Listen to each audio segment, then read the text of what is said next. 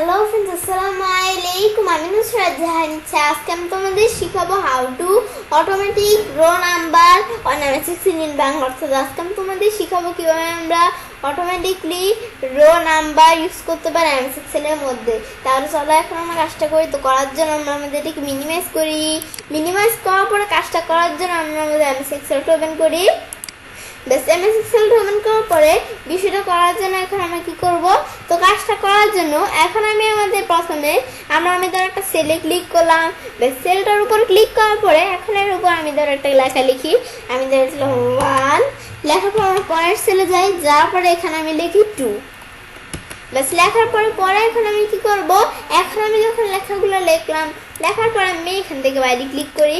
পরে লেখা দুইটা সিলেক্ট করে আমি লেখা দুইটা টান দেই। বেশ লেখা দুইটা যখন আমি টান দিলাম, টান দেওয়ার পরে এভাবে কিন্তু এই যেভাবে আমরা 1 2 এর পর 3 4 চলে আসলে পরে আমি এরপরে আমি ধরো আর কয়টা লেখা লিখি। এবার ধরো আমার নামে লিখি। বেশ লেখার পরে এই লেখাটা আমি এভাবে টান দেই। বেশ এখন আমি এভাবে টান দিই। বেশ টান দেওয়ার পরে আমি পরে এভাবে নিচ দিকে টান দিলাম। বেশ টান দেওয়ার পরে এখন এই বিষয়টা আমি যখন লিখলাম, লেখার পরে আমি এখান থেকে কিছু রো দ্বারা সিলেক্ট করে ওগুলো আমি ধরে কি করে দিই, এখানে আমরা এই রোগুলা আমি এখান থেকে কি করে দিই, ডিলিট করে দিই।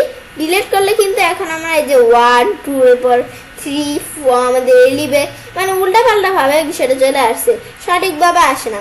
এখন আমি যদি এই বিষয়টা সঠিকভাবে আনতে চাই তাহলে আমি কি করব, এখন আমি ধর এখান থেকে এই বিষয়গুলো আমি ডিলিট করে দেই।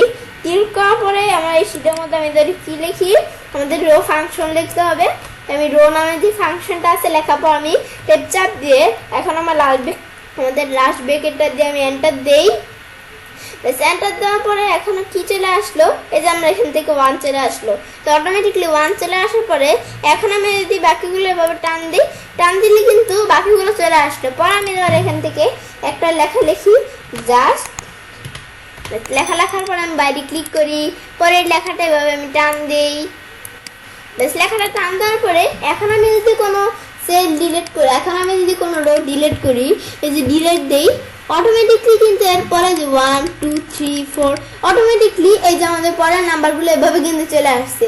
এখন আমাদের এখান থেকে ওই কয়টা রো ডিলিট করার পরেও কিন্তু এই সিরিয়াল ভাবে নাম্বারটা চলে আসছে। আগে কিন্তু 1 2 3 4 11 মানে উল্টাপাল্টা চলে আসছিল, এখন কিন্তু সুন্দরভাবে আসছে এই সিরিয়াল ভাবে। বেশ এই বিষয়টা দেখলাম। বেশ দেখার পরে তবে আমি চাইলে কাজটা করতে পারি। এবার খুব সহজে অটোমেটিক রো নাম্বার ইউজ করতে পারি এমএস এক্সেলের উপর। তাহলে ফ্রেন্ডস, আমার আজকের এই ভিডিওটি যদি তোমাদের ভালো লেগে থাকে তাহলে আমার চ্যানেলটি সাবস্ক্রাইব, লাইক, কমেন্ট এবং সবার সাথে শেয়ার করবে।